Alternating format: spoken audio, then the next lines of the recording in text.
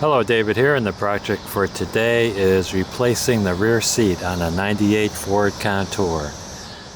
The reason why I took out the rear seat was because I needed more space in the back seat. I was transporting a lawnmower for my sister and it didn't fit in the trunk, so I needed more space in the back. Took out the back seat. I transported it from the West Coast to Chicago. Aren't I a great brother? And then I took the back seat cushion and I threw it on top of the lawnmower, and that worked out great. Also, you're going to need to remove your rear seat if you want to get access to your fuel pump. The fuel pump access is under the rear seat. One thing to note about that fuel pump, Ford changed the specs on that fuel pump around, I think it was around 1998 or 98 and a half, and the fuel pump was larger on the revised spec, and they did not revise the stamping dies for the floor pan. They didn't enlarge that hole, so you'll see a lot of Contours where people didn't want to drop the fuel tank to replace the fuel pump, and they went in through the rear seat, and you'll see where they took shears to slice up the sheet metal and peel it away so they could get that fuel pump out of there. I know it's kind of crazy. It's not how I would do it. It'd be cleaner to drop the fuel tank, or just cut a square and put a sheet metal frame in there and weld that frame in, and then you can use screws to screw that access panel down, so the next guy doing the work, make it easier on them. I already took it out and I'm putting it back in, but it's pretty easy to take out, so while I'm putting it back in, I'll show you how it comes out. I don't know if I took it out the proper way. There's a couple of fittings in the front that lift straight up, but what I did was I just pulled back on this seat.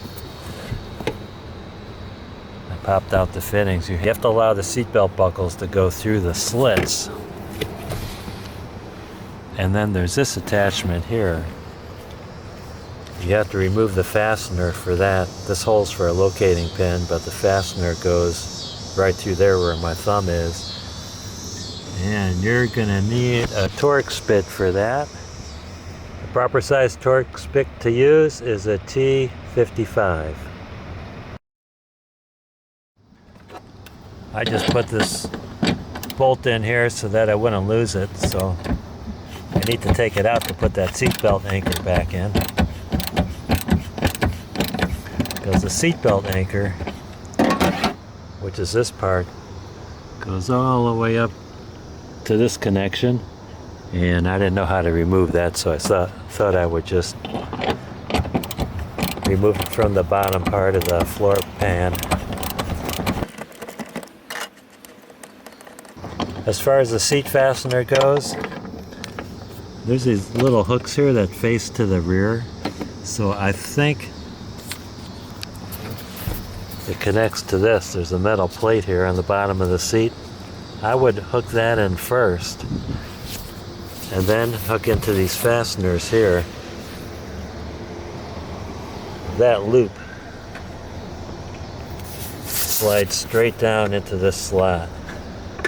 And I noticed when I pulled the seats out, these pop out. So don't be afraid if they pop out, just push them back in.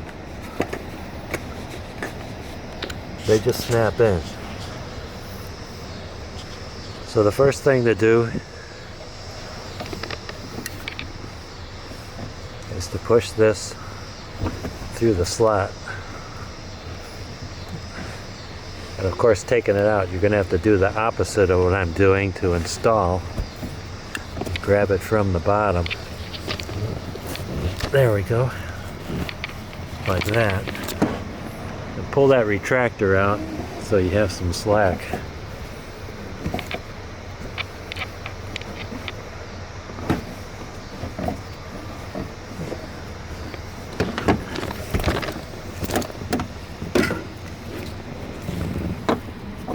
Put that in. Put that locator pin in. And start the bolt.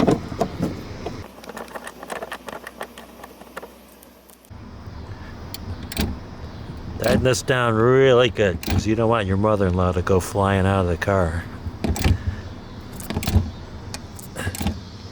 Now fish both of these seatbelt buckles through these slits in the seats. If your carpeting dislodged when you took the seat out,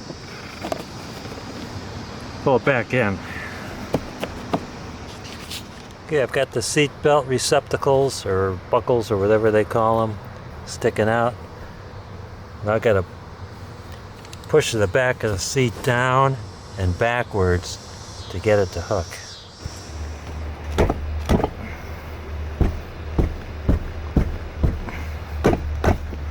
Check to see that these loops line up with that slot. This side does.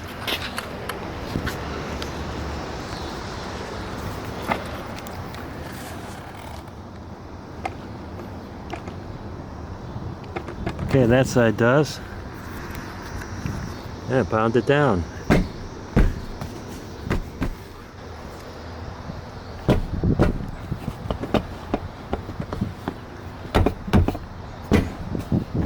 Okay. Both sides are in. Mission accomplished. I want to thank you guys and gals for watching. Don't forget to hit like, subscribe, because that really helps out my algorithms. And don't forget to ring that bell for more great videos from David GPO.